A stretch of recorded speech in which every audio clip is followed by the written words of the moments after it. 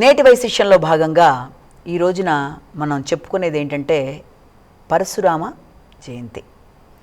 మామూలుగా అక్షయ తృతీయ, పరశురామ జయంతి ఇవన్నీ కాంబినేషన్లోనే వస్తూ ఉంటాయి. అయితే పరశురాముడికి సంబంధించిన విషయాల్లో కొన్ని మనం ఇక్కడ చర్చించుకుందాం. ఆయన ఈ దశావతారాల్లో ఒకానొక అవతారంగా ఆయన చెప్తాము, 6వ అవతారంగా. చాలా కోపం, పరాక్రమం, న్యాయం, ధర్మం మొదలైనవన్నీ కూడా పరశురాముడికి సంబంధించిన లక్షణాలుగా చెప్తారు. ఆయన ఏ విషయంలోనైనా చాలా ఖచ్చితంగా ఉండే మనిషి, చాలా కోపం ఎక్కువ అని చెప్తారు. కార్తవీర్యార్జునుడిని కూడా ఆయన ఇది చేసిన వ్యక్తి. ఒక ధర్మం కోసం ఆయన ఎంతైనా పాటుపడే వ్యక్తిగా ఆయన గురించి చెప్తారు. అయితే ఈ యొక్క పరశురాముడికి సంబంధించిన విషయాలలో ఈయన అటు ముఖ్యంగా కనుక మనం చూసినట్లయితే దక్షిణ కన్నడ ప్రాంతాల్లో మనందరికీ తెలిసినట్లయితే ఈ యొక్క పరశురాముడికి సంబంధించిన 7 శక్తి స్థలాలుగా 7 ప్రదేశాలను చెప్తారు.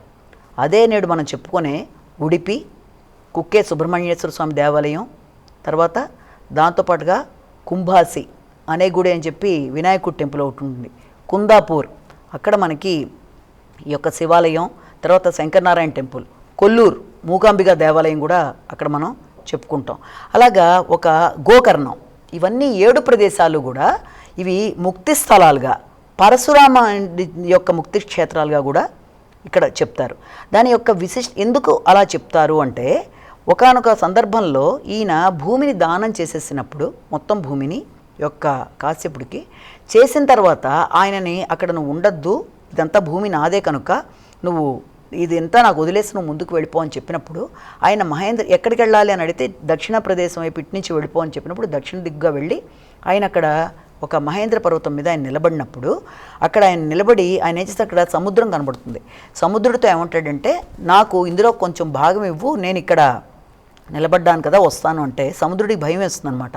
అమ్మో అసలే కోపిష్టి, మనం ఇంతే స్థలం ఇస్తామన్నా ఆయన కోపం రావచ్చు, ఆయనకి ఎంత కావాలో ఆయన్నే తీసుకోమంటే మనకు సరిపోతుంది కదా అని, నాయన నీకు ఎంత కావాలో నువ్వే అంత తీసుకో అన్నప్పుడు ఆయన ఏం చేస్తాడంటే, అయితే ఎలా తీసుకోవాలి అన్నప్పుడు, నీ చేతిలో పరస్సు అంటే గొడ్డలి ఆయన చేతిలో ఉండే ఆయుధం కాబట్టి దాన్ని నువ్వేం చేస్తావంటే నువ్వు విసిరేస్తే ఎక్కడెళ్ళి అక్కడ పడుతుందో అంతవరకు ప్రదేశాన్ని నీకు వదిలేస్తాను, అక్కడి నుంచి మిగిలిన దాంట్లో నేను వెళ్ళిపోతాను అని చెప్పినప్పుడు ఆయన ఆ ప్రదేశం నుంచి ఒక గొడ్డలి ఆయన చేతిలో ఉండే పరశురాముడి యొక్క ఆయుధాన్ని విసిరినప్పుడు అది మొత్తం దక్షిణ కొంకణి, అక్కడే మనకి గోకర్ణం నుంచి తీసుకొని ఇటు ఉడిపి, ఇటు కుందాపూర్, ఇటు కొల్లూరు, ఇటు పక్కన వచ్చేటప్పటికి కుంభాసి, ఈ ప్రదేశాలన్నీ కూడా ఏర్పడిన ఆ ప్రదేశం వరకు ఆ నీళ్లు వెనక్కి వెళ్ళిపోతాయి.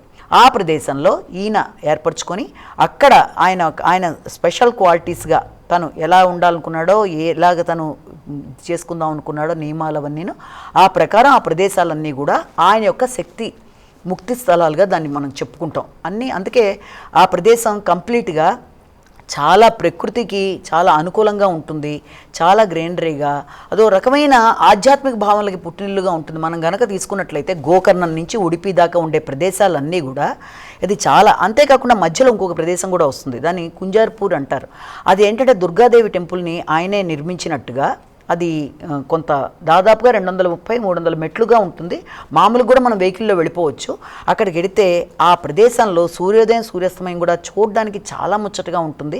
అక్కడ ఆయనే అమ్మవారిని విగ్రహాన్ని పెట్టినట్టుగాను, ఆయన ఆ సమయంలో పూజలు చేసుకున్నట్టుగాను, ఈ ప్రదేశం అంతా కూడా ఆయన చక్కగా పూజాది కార్యక్రమాల్లాగా ఆయన ఆ గుహలో తపస్సు చేసుకున్నట్టుగా చాలా చెప్తారు. అది చక్కటిది. దానికి కొంచెం దూరంలోనే పరశురాముడు టెంపుల్ కూడా ఉంటుంది మనకి. పరశురాముడు లోపల ఆయన యొక్క చిత్రాలు, ఆయన చిన్న ప్రతిమ, దాంతో గొడ్డలు పట్టుకున్న విధానం, దాంతో అవి కూడా ఆయన యొక్క దేవాలయం కూడా మనం అక్కడ చూడొచ్చు. అంటే ఈ ప్రదేశాలన్నీ కూడా ముక్తి స్థలాలుగా చెప్తారనమాట.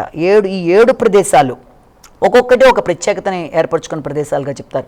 గోకర్ణం గురించి మనకు తెలుసు అందరికీ కూడా, అక్కడ ఈ యొక్క శివుడి యొక్క లింగం, ఆత్మలింగం ప్రతిక్షేపించబడినట్టుగా ఈ ప్రదేశాల్లో ఇలా ఉంటే, అయితే ఆయన ఈశోధాన్ అంటే ఆయన ఏ రకమైన విద్యకి విలువిద్య నిపుణుడు. ఆయన చాలా చక్కగా ఆయన ఎలాంటి విద్యనైనా సరే ఆయనకుండే ఆ ధైర్యం, ఆ రకంగా పరాక్రమంతో ఎంత చక్కగా అందరికీ కూడా నేర్పించిన నిష్ణాతుడు అనమాట. ఆయన ఆ విలువిద్యలో ఆరితేరిన వ్యక్తి. అంత గొప్ప వ్యక్తి ఆయన. అయితే ఆయన ఇలా అందరికీ అన్ని దానాలు ఇచ్చేసాడు, ఆయన దగ్గర ఏం లేదు, ఇంతే ఇంకా ఆయన దగ్గర ఉంది అనుకున్నప్పుడు ఆయన దగ్గర ఈ ద్రోణుడు వెళ్ళి ఒకానొక సందర్భంలో నాకు కూడా ఏదైనా ఇవ్వమని అడిగినప్పుడు నా దగ్గర నా శరీరం, నాకు వచ్చిన ఈ యొక్క శస్త్ర విద్య, ఇది ఈ రకమైన ఈ విలువిద్య ఉంది నా దగ్గర, ఏదైనా కావాలంటే అది ఇస్తా అంటే విలువిద్యను ఆయన అడిగినప్పుడు చక్కగా ఆయనకి నేర్పించినట్టుగాను, దానివల్ల ఇప్పుడు ద్రోణుడు ఎక్కడ దేశ విదేశాల్లో అందరికీ కూడా చాలా చక్కగా ఆ విద్య నేర్పించినట్టు. అంటే విద్య విలువిద్యలో కానీ లేకపోతే ఈ యొక్క పరశు వాడిన విధానంలో కానీ ఆయన చాలా ఆరితేరిన వ్యక్తి, న్యాయం ధర్మం కోసం చాలా కృషి చేసిన వ్యక్తి. అలాగే ఆయన ఏం చేసినా కూడా అందులో ఒక కారణం అనేది ఉండడం, ప్రతి వారు కూడా ఆయన అంటే భయపడ్డం. అలాగే 7 శక్తి స్థలాలు, ముఖ్యంగా ఈ యొక్క గోకర్ణం నుంచి ఉడిపి ఇవన్నీ తీసుకుంటే ఈ ప్రదేశాల్లో ఆయన నడయాడిన ప్రదేశాలుగా, అక్కడ ఆయన పూజాది కార్యక్రమాలు కానీ ఆయన అన్నీ చేసుకున్నట్టుగాను ఇవి చెప్తారు. ఇందులో కూడా మనం తీసుకున్నట్లయితే గోకర్ణం అనే దాంట్లో ఈ యొక్క శివుడిది చెప్తారు. అలాగే తీసుకుంటే ఉడిపి అంటే శ్రీకృష్ణుడి యొక్క దేవాలయాన్ని అక్కడ ఇది చేశారు. మధ్వాచార్యులకు సంబంధించిందంతా కూడా మనం అక్కడ చూస్తాం. 8 రకాలైన మఠాలు కూడా మనం అక్కడ చూస్తాం. అలాగే కొల్లూరు మూకాంబిక దేవాలయం, ఆ మూకాంబిక దేవాలయంలో కూడా ఇటు పక్కన కేరళ వాళ్ళు, ఇటు పక్కన ఆంధ్ర, తెలంగాణ, కర్ణాటక వాళ్ళు అధికంగా పెడుతూ ఉంటారు. అది చాలా విశేషమైన దేవాలయంగా, ఆధ్యాత్మిక చింతనకి పుట్టినిల్లుగా మనం కొల్లూరు మూకాంబిక దేవాలయాన్ని చెప్తాం. అలాగే ఇక్కడ ఇంకొంచెం ముందుకు వచ్చినట్లయితే కుందాపూర్లోనే ఇటు పక్కన శంకర నారాయణ స్వామి టెంపుల్, అంటే అటు పక్కన విష్ణుమూర్తి, ఇటు పక్కన శంకరుడు, వాళ్ళకి సంబంధించిన దేవాలయాలు ఒకటి. అలాగే దానికి కొంచెం ముందుకెడితే కుంభాసిలో అనే గుడి, పెద్ద వినాయకుడి దేవాలయం ఉంటుంది. అక్కడ భీముడికి కూడా ఆయన తన యొక్క ఇది ఇచ్చాడు, తన యొక్క శక్తితో ఒక ఆయుధాన్ని ఇచ్చాడు అని కూడా చెప్తారు వినాయకుడిది. చాలా చాలా చాలా స్పిరిచువల్ ప్లేస్. ఈ 7 ముక్తి స్థలాలు కనుక చూడవలసిన కుక్కే సుబ్రహ్మణ్యేశ్వర స్వామి దేవాలయం, దాని గురించి ఎంత చెప్పినా తక్కువే. ఈ ప్రదేశాలన్నీ కూడా కొంకణ్ ప్రాంతంలాగా, అవన్నీ చూడడానికి 2 కళ్ళు చాలనట్టుగా అది కంప్లీట్గా డిఫరెంట్గా ఉంటాయి. ఈ 7 ముక్తి స్థలాలని కూడా మనం పరశురాముడి చేత ఏర్పడిన క్షేత్రాలుగా చెప్తారు. కనుక వీటి యొక్క విశేషతని ఈ రోజున మనం పరశురామ జయంతి సందర్భంగా ఈ రోజున మనం కొంతవరకు మాట్లాడుకున్నాం.